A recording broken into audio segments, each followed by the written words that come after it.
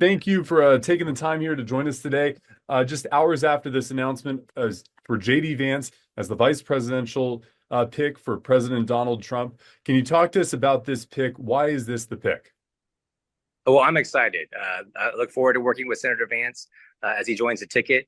He brings a lot of energy, even more excitement. I think that it's hard to imagine that there could be more excitement for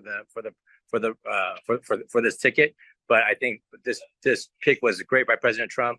He brings energy. He brings experience as a combat veteran, someone who was a very successful leader in business, someone who has been a tremendous advocate for blue collar communities, someone who represents the Central Valley. This is very important for us, and so I look forward to working with President Trump and Senator Vance as we advocate for hardworking communities like those in the Central Valley.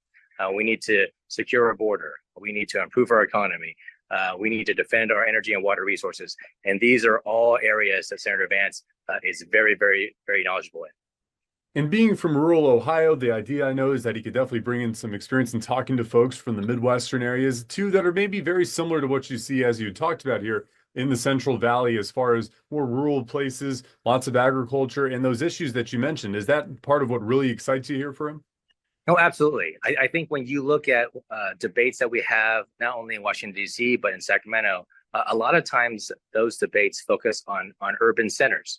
The frustration that I've had over my career is that there is a tremendous amount of importance and vitality in our rural communities, in the communities up and down the 9 and the 99 and the 5.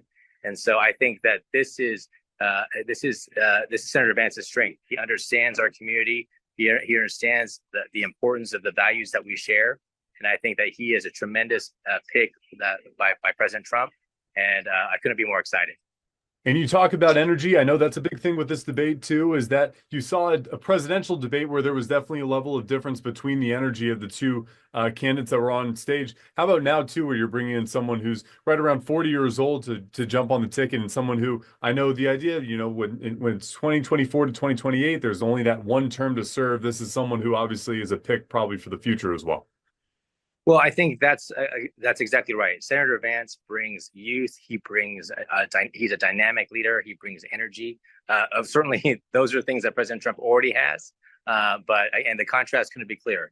I think when you compare the Trump Vance ticket to the Biden Harris ticket, the choice is clear. And I think when you look at the future, I think the voters can compare two presidencies. They can compare the presidency under President Trump, and they can compare the presidency under President Biden over the past 4 years. And there is no doubt, fundamentally, America was better off under President Trump than under President Biden. And I think that Senator Vance will be a tremendous advocate, and he will continue the effort under President Trump to make our country great again. And last couple questions for you on this same topic. What happens if it turns around and you have a Harris ticket that tops the ballot? Does it still bring the same contrast as to who she could possibly bring in as a VP pick, or is that something that's past the concern? Again, you're looking at the reputation between the two administrations that you had seen, that you had measured. Were you better off versus Trump or versus under President Trump or under President Biden? Well, I don't think we'll see a change on the Democrat side, though I guess that remains to be seen. But again, if you look at this current administration under President Biden and Vice President Harris, you've seen massive inflation. You've seen an affordability crisis that has gotten worse. You've seen a border crisis that continues to intensify. Americans are hungry for change. And I think that's why you see the momentum that President Trump currently has.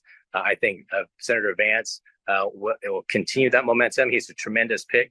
He brings a wealth of expertise, and I think clearly when you compare the two administrations under President Trump and under President Biden, the clear choice is to return back to President Trump's policies, and which made America stronger, more economically vibrant, and with a secure border.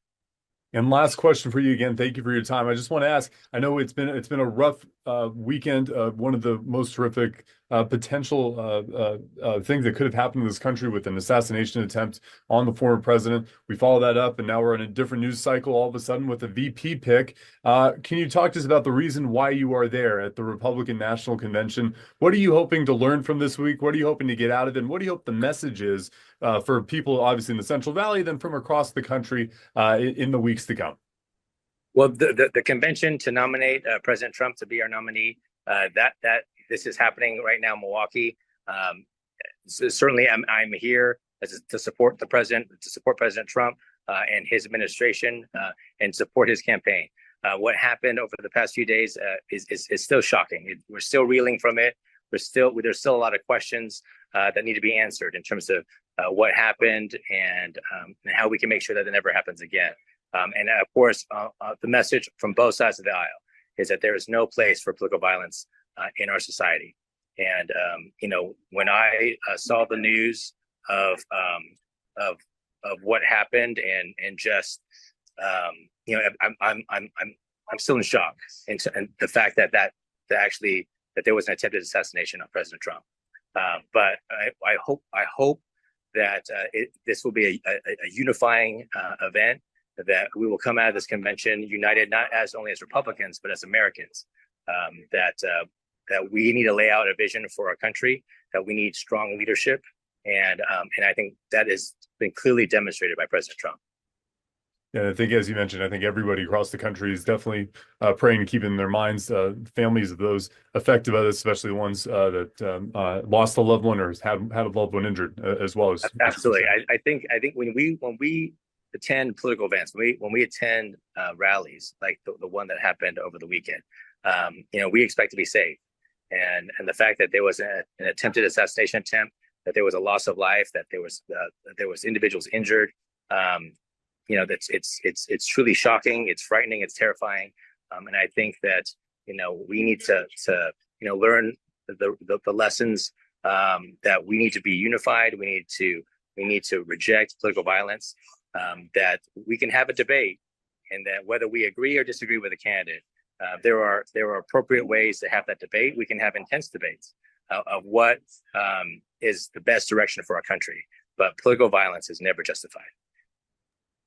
Well put, and thank you so much for joining us today. We appreciate your time, and yes, to the best of your ability in the wake of everything that's happened. We hope you have a good time in Milwaukee and are able to enjoy that state while it's not frozen.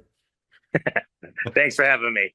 Hi, I'm Rochelle Murcia with Eyewitness News Bakersfield Now on YouTube. Thank you for checking out our YouTube channel, where we have tons of great content to choose from.